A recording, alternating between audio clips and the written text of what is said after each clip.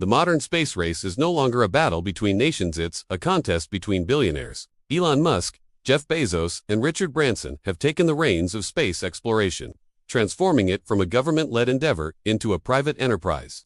Their companies SpaceX, Blue Origin, and Virgin Galactic are not just launching rockets, they're reshaping the future of humanity's relationship with the cosmos. But beneath the spectacle of launches and promises of interplanetary colonization lies a complex web of ambition, risk, and global consequence. Elon Musk's SpaceX began with the dream of making life multiplanetary. Musk envisions a future where humans live on Mars, safeguarded from existential threats on Earth.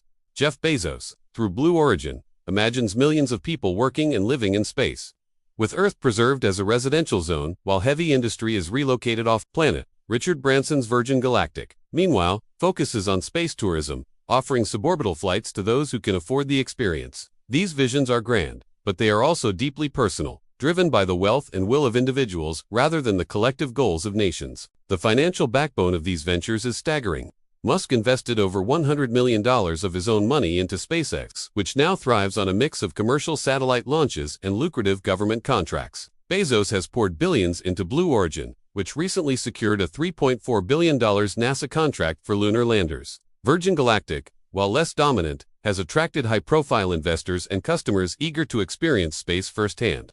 These companies operate with a level of agility and ambition that traditional space agencies often struggle to match. However, the private space race is not without its perils. Technical failures are common. SpaceX's Starship has experienced multiple explosions during testing. Virgin Galactic's Unity spacecraft has faced delays and safety concerns. Blue Origin's New Glenn rocket is still in development, years behind schedule. These setbacks highlight the inherent risks of space travel, especially when driven by market pressures and competition. Unlike government agencies, which are accountable to the public and operate under strict safety protocols, private companies must balance innovation with investor expectations. Environmental concerns also loom large. Rocket launches contribute significantly to carbon emissions, and the rise of space tourism threatens to exacerbate this impact. A single suborbital flight can emit more carbon than the average person does in a lifetime.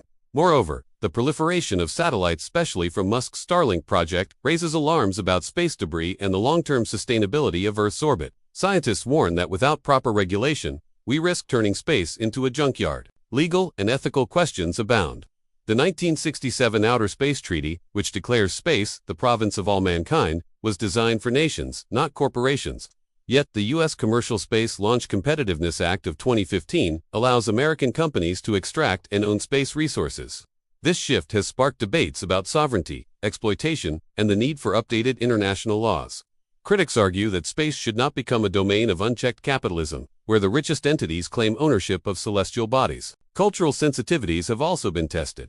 In 2024, a private mission that carried human remains to the moon drew condemnation from indigenous communities, who viewed it as a desecration of sacred space.